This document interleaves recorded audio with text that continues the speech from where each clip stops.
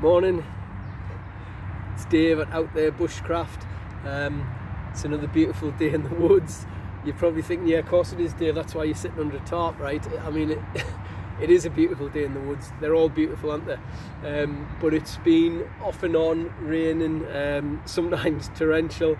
I've spent the morning in the wood just working with a young fella, one-to-one.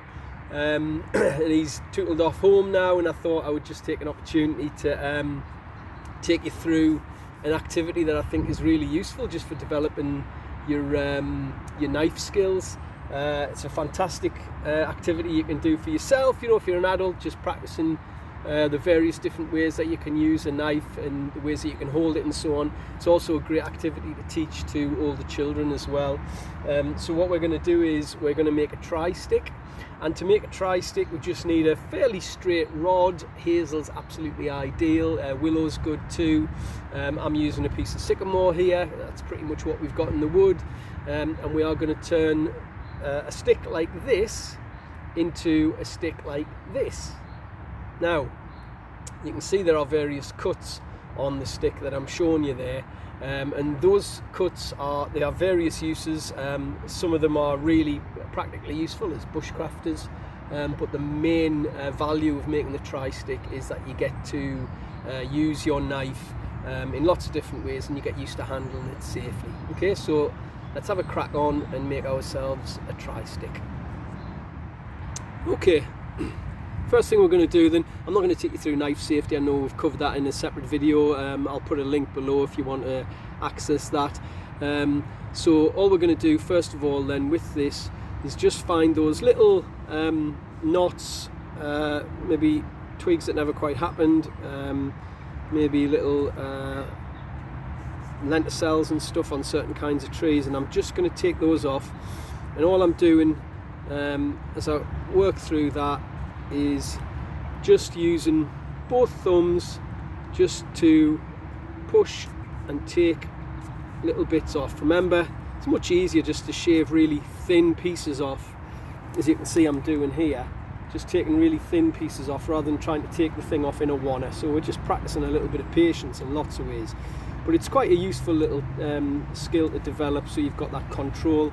And generally speaking, all I'm doing is using the first inch or so of the knife where I can keep both thumbs right behind and apply quite a bit of pressure without it necessarily flying off in any direction. Okay, which of course we know is quite important.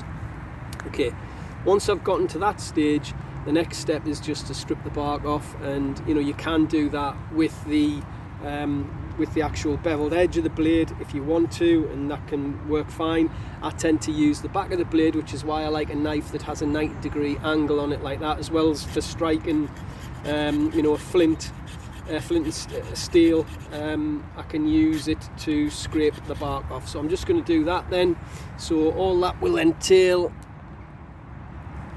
is just resting the stick across my knees, working on the outside of my body, not in here where the big veins are, because I don't really like to use my first aid kit in situations like that. I'd much rather never take my first aid kit out the bag, if I'm honest with you.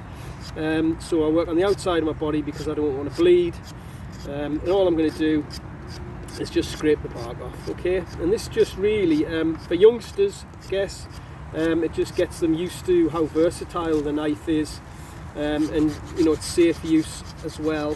And of course, as bushcrafters, we know that we can sometimes use the scrapings when they dry out for fire lighting and so on, so it's quite useful. And there's the rain again. Here comes the rain again, falling on my head like, or whatever it is. So I'll just carry on scraping for a second, then I'll probably move you indoors, so to speak. Hang on a minute.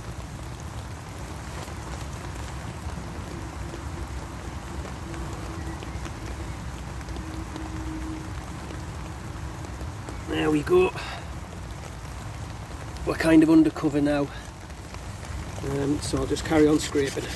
Okay, and I'm sure you do not want to watch me just scraping all day, so with the wonders of modern tech and all that, suddenly this will happen. There you go. That's why we love Hollywood, right? So I'm just taking a little bit of a little knot off there, just tidying things up. From this end too, that'll do. Okay, so I've got my stick ready to work with here. So we're going to do various little cuts and so on that are quite useful to us, but also just for that practice. So the first thing that I want to do then is to bevel this end. So beveling is really quite useful because if we're making a tent peg, for example, if we bevel the end, then it makes it that little bit more resilient. So anything that we're going to bash, we tend to, look to bevel it too. And beveling again, I'm using this part of the knife, both thumbs behind, and I'm just taking little angles off the tip, rotating it as I go. You can bevel it just to a small amount if you want to, or you can go for really big beveling if you want. That's entirely up to you.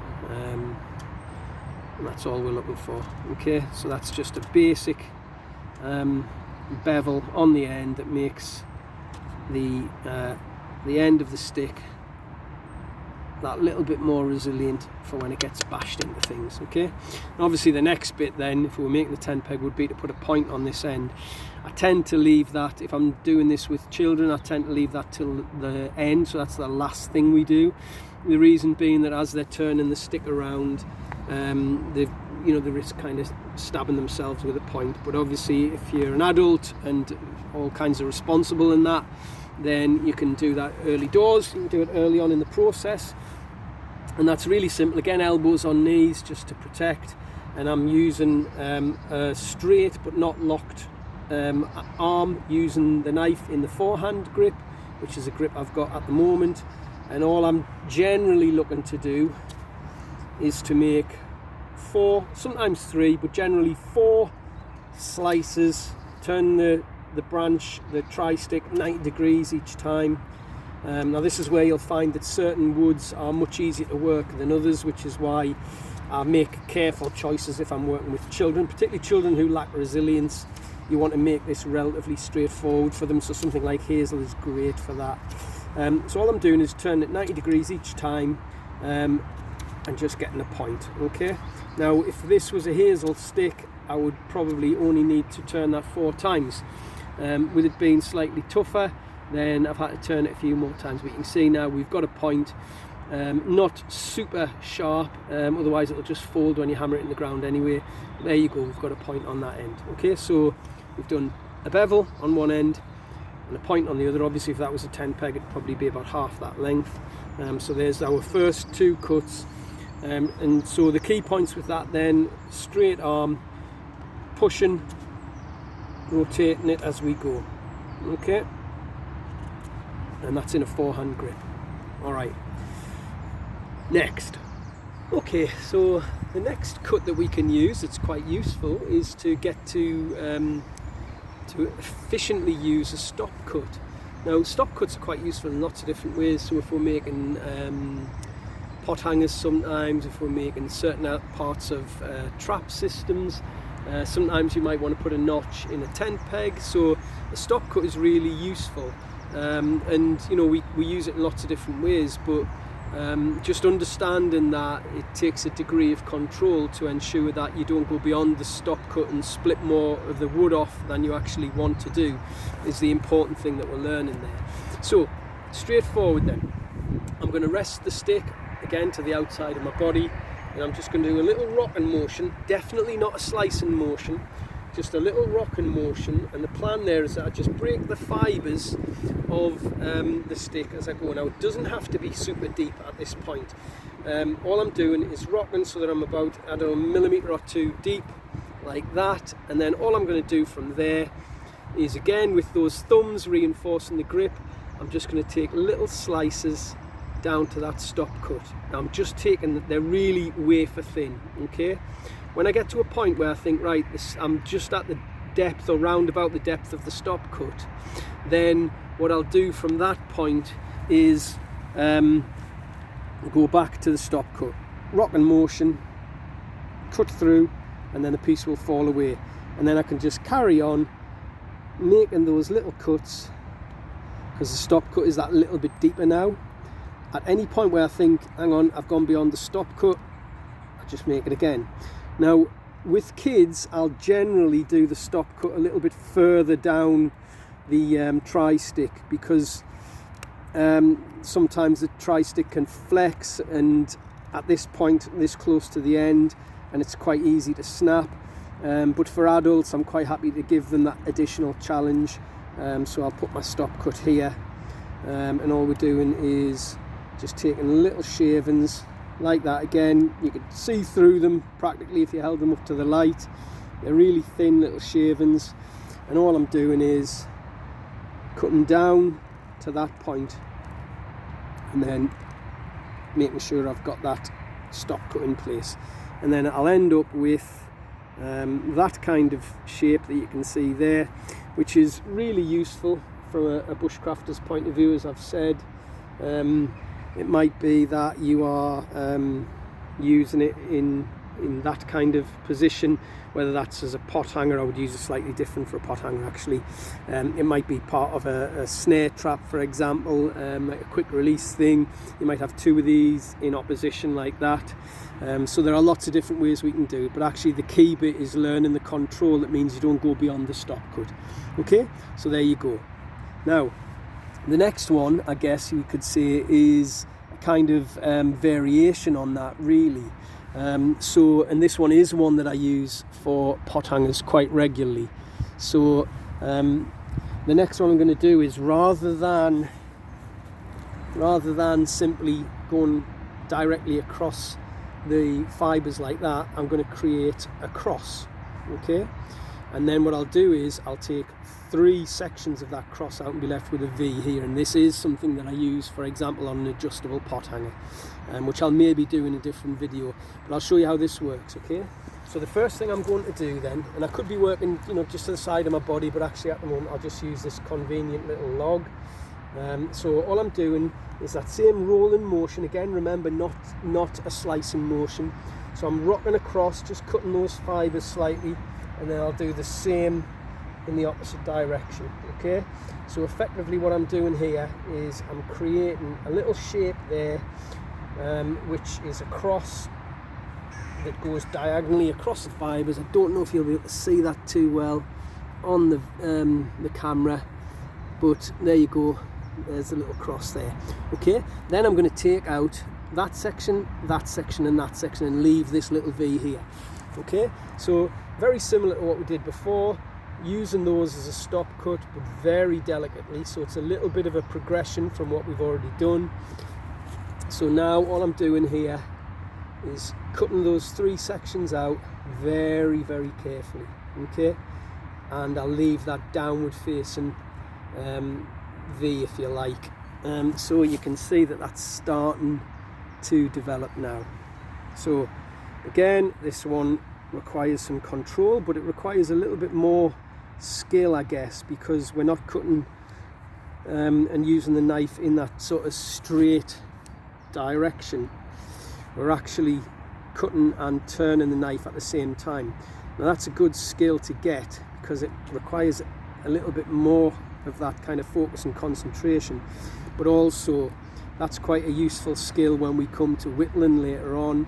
You know, you might be, I don't know, carving a spoon or something, and you need to be able to cut in a direction against the grain that is flowing and curving rather than a straight line, and so being able at this stage to manipulate the knife and the object that you're cutting, but doing it under control, is really quite useful. If you were using this to create a pot hanger, then you also would need to undercut the V that you're making, which I'll show you in a second. Now, as always, I'm using a knife, so you know I've also got with me a first aid kit, which is close to hand, and I'm not allowing myself to be distracted. I did once see a guy who was distracted by a bee as he was cutting, and he had a knife in his hand and he went to swat it and stuck his knife in his cheek.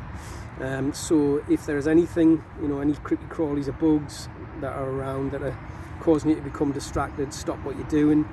If you're hot and sweaty and you need to mop your brow, put your knife down, don't stab yourself in the forehead. If you are feeling frustrated about the job, stop doing it. If you're tired, stop doing it. You know, all these things are important. Okay, so all I'm doing is just undercutting very slightly.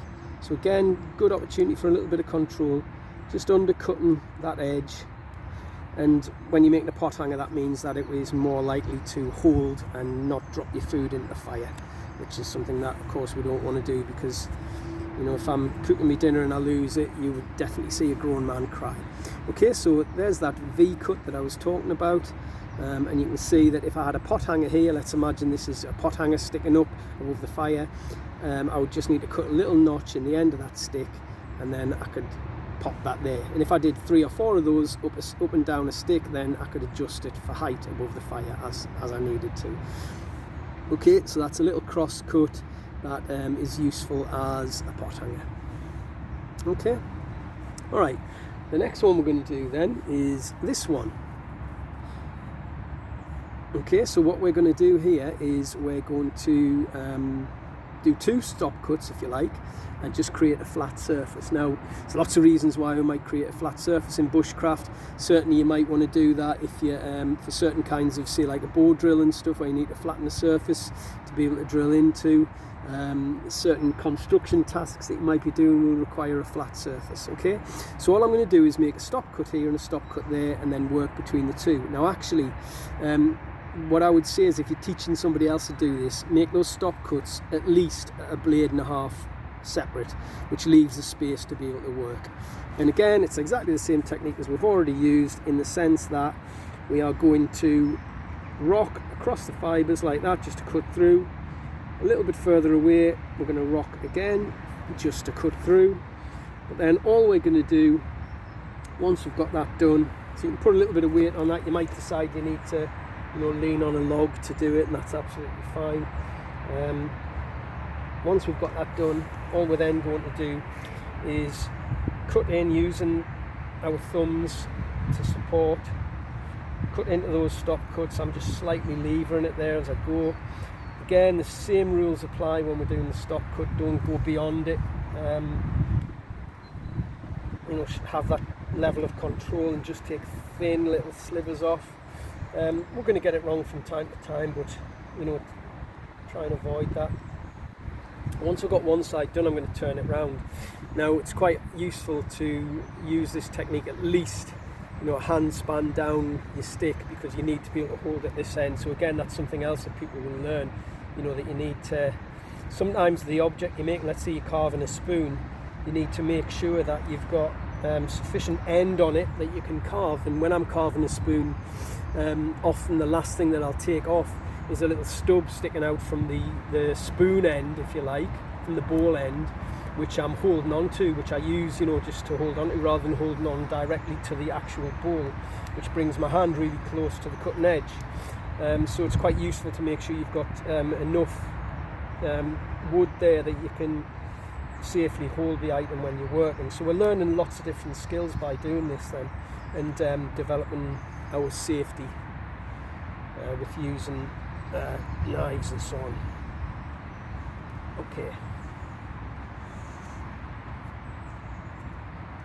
nearly there.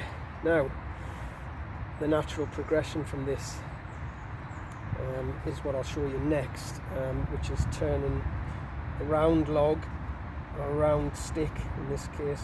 You know, obviously this works whatever sizes we're talking about, whatever thicknesses and lengths and so on. So there you go, we've got the shape that we were looking for. The progression from there is to do that to all 4 sides, and take what was a round log and turn it into a square one. So it's going to be exactly the same technique as this, only this time, once I've done one side, don't go too deep.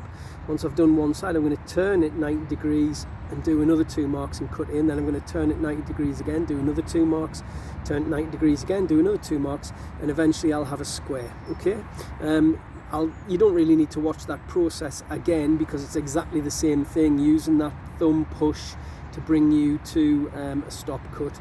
So again, I'll just employ the magic of Hollywood and stuff, and I'll show you exactly how that happens. So we'll just go from this to that. Okay, so there you can see that we've squared it off all the way around. What you then do once you've got that done is you spend some time just tidying up these edges, making it look as neat and as squared off as you can. And again, that's quite a good opportunity just to practice your skills a little bit, just small jobs with you know, perhaps just the very tip of the knife working, just to get things the way you want them to be. And again, that's just great practice. So I could probably spend a little bit more time just taking little bits so that I end up with it just the way I want it, you know. But I might say that's not quite square. Maybe I've got that little bit of a bulge there that I'm not happy with, so I'll just shave little bits off. And it's just good to get down to kind of, to begin to introduce yourself, I suppose, to doing some of that finer work that we'll need later on when we're applying our knife skills to more elaborate projects, let's say. Okay, so we've gone from that single flattened edge there to squared off. And of course, another technique that you can try if you want to is to thin it out by taking from there and there as well, above that sort of flat edge, on the opposite side if you like, so you can end up just kind of thinning that bit out. And that's another good technique that I quite like. The next one I'm going to show you is how to create just a little rounded curve. Now that's quite useful perhaps on bigger scales, if you were, I know, log cabin building, I suppose, but it's quite a useful skill to get to the point where you can hollow it out in such a way that another log can fit neatly in there. Okay, and that takes quite a bit of control, and the best way to do it, I find anyway, is oh, hang on, there's a pheasant just popped onto one of our tables in the forest school. The males are really shouting their heads off at the moment. I guess they're just claiming territory. So all I would do in this case, if I'm creating that rounded sort of curve, I usually just start with a stop cut, as we've been doing, but then I cut into it from both sides, and it's with a real curve. You might find for certain parts of that you prefer using the tip of the knife, and the reason for that is you can see the amount of metal behind the blade here is much less than it is there, obviously. So that means that you can get a much tighter arc when you're turning the knife with the end than you can with this bit. And that again is useful for certain kinds of carving and stuff that we might do. So using the tip of the knife, we're just going to, and this is why of course the tip of the knife needs to be just as sharp as any other bit, even though it's probably the harder part to sharpen. So I've just taken, you can see there, kind of a half circle out, and then I'm just going to turn it round and go the same. Now at this point it's easy to slide past because you've no longer got a stop cut to work to.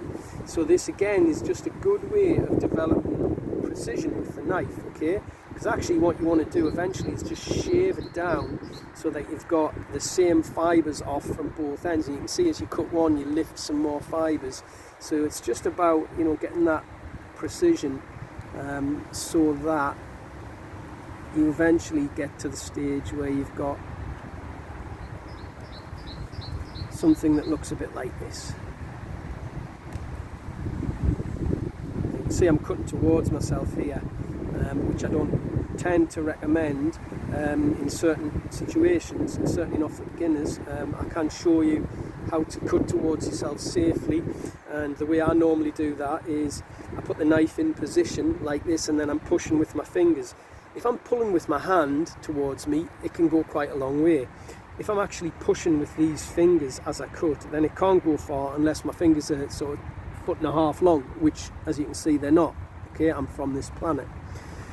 So just pushing very lightly like that, and then I can shave down to that shape there. And obviously I can go much deeper than that if I need to, and I guess I'll just do that just for demo now, just so you can see how it would look as we cut through. So I suppose there's a challenge for yourself.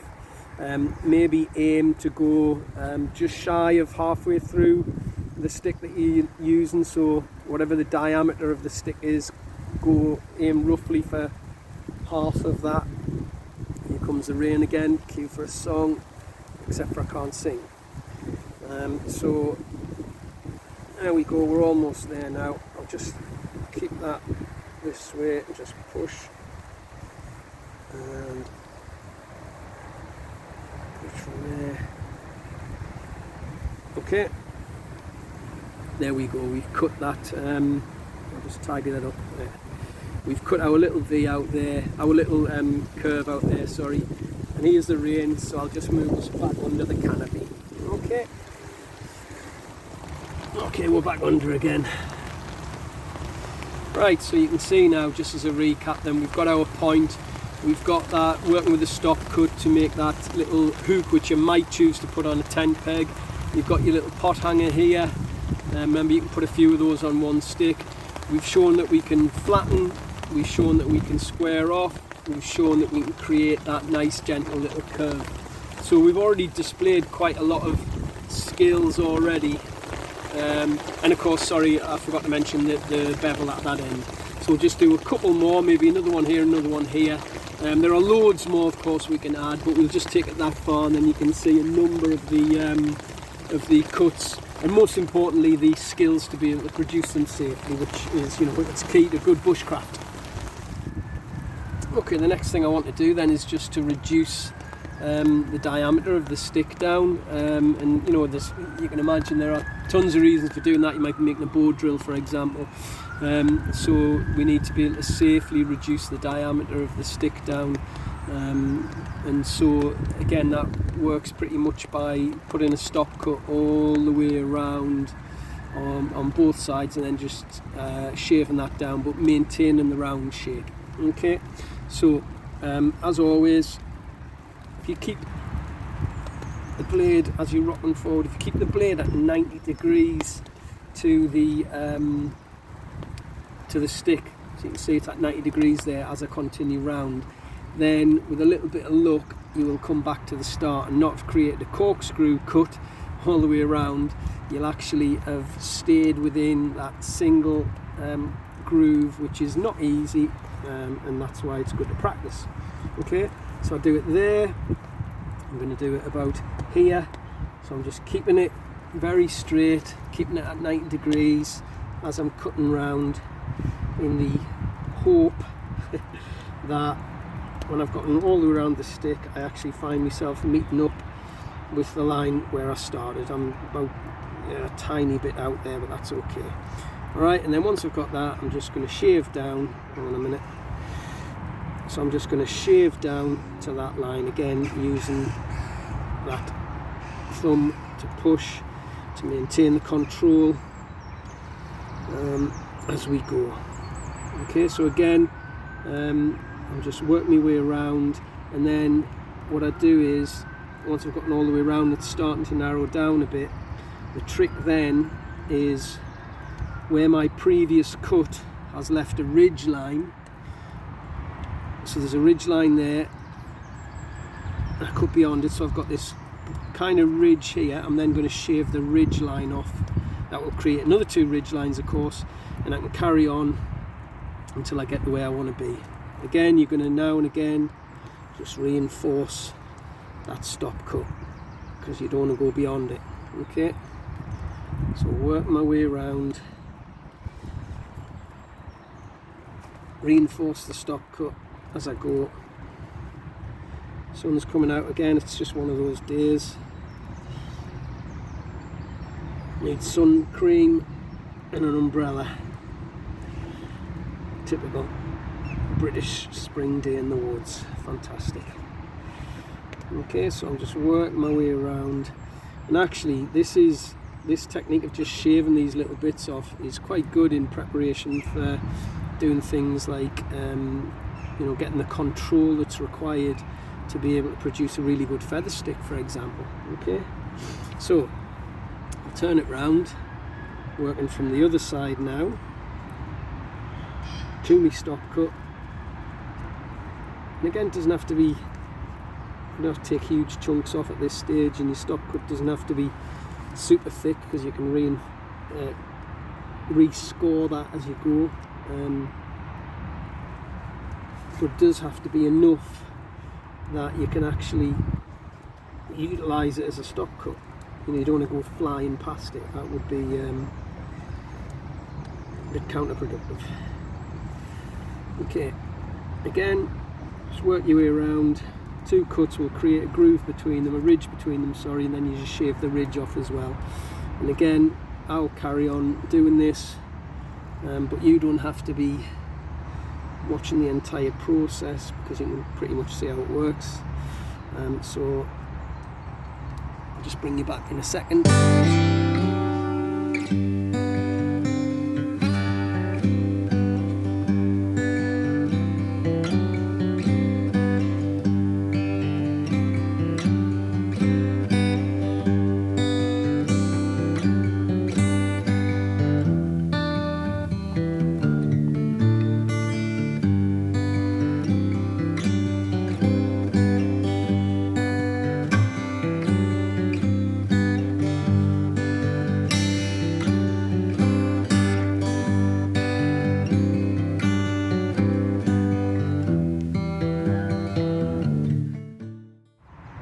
To that, okay, so you can see that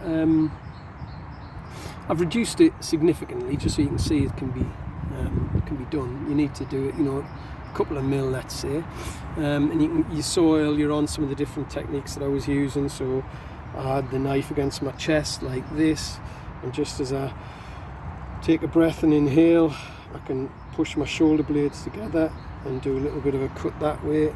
And that's quite a useful technique. The other thing I was doing there was pulling the object towards the blade rather than moving the knife necessarily. So that's another way that we can work. So there's lots of different techniques that we can try just with that single exercise, if you like.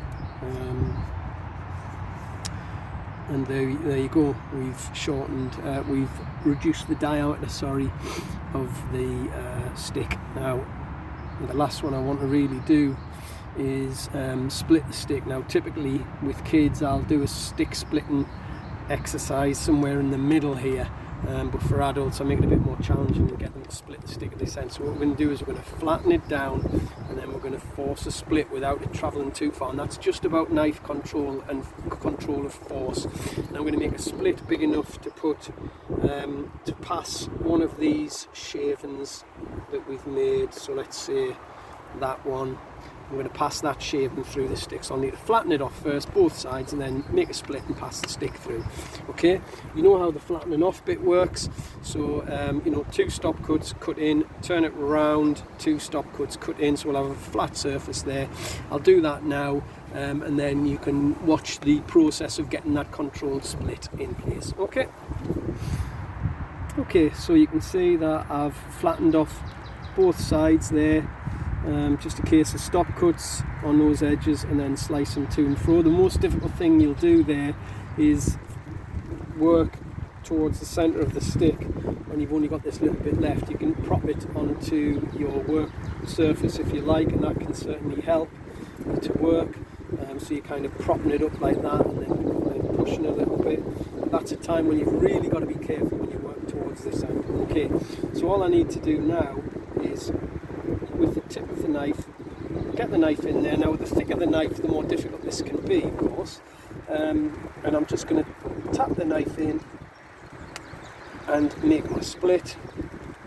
And once I've made the split, should then be able to pass that sliver that I showed you earlier on through there. And you can see all I'm doing is just pushing gently, giving a little bit of a twist. You could also batten this round, i.e., you know, give it a bit of a bash with a hammer or a log, you know, like a mallet. But all I want to do is just giving it a little bit of a twist just to separate the fibres. I've now got the point where I can see it come through the other side. So again, this is all controlled. Be really careful as you're doing this. Flexing it to and fro until I've got to the point where I can pass that little slice of bark through there and demonstrate that I've got the control to be able to split all the way through without necessarily, well, without definitely splitting to the point where it all separates. Okay, so I just need a little sliver just to demonstrate I've gone all the way through. A little sliver like that. Push it, not quite ready yet. So just working to separate the fibres. You can do it with the cutting edge facing you if you're careful, but if you're a little bit worried about it, just always ensure it's the other way, turned away from you, and I'm just flexing that enough that I'll be able to slide a piece of bark through like that, and there you go. Okay, so there it is. I've managed to cut through, split it under control, and it is just literally practicing control, and we've got that shave and pass through. Okay,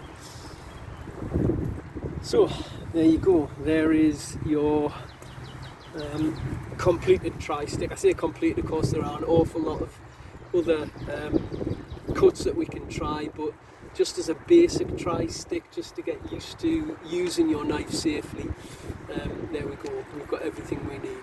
Okay,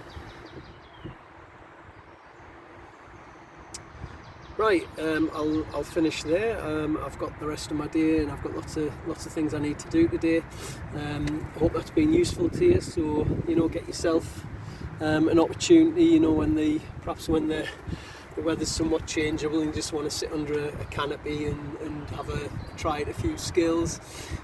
Maybe find yourself a decent straight stick like this and produce yourself a tri-stick, and just hone your skills and perfect your use of a knife to the point where you don't end up bleeding all the time. Who wants to do that? Okay, so thanks very much for watching. Don't forget to like and subscribe as usual, and I'll see you again next time I'm out in the woods. Okay, take care.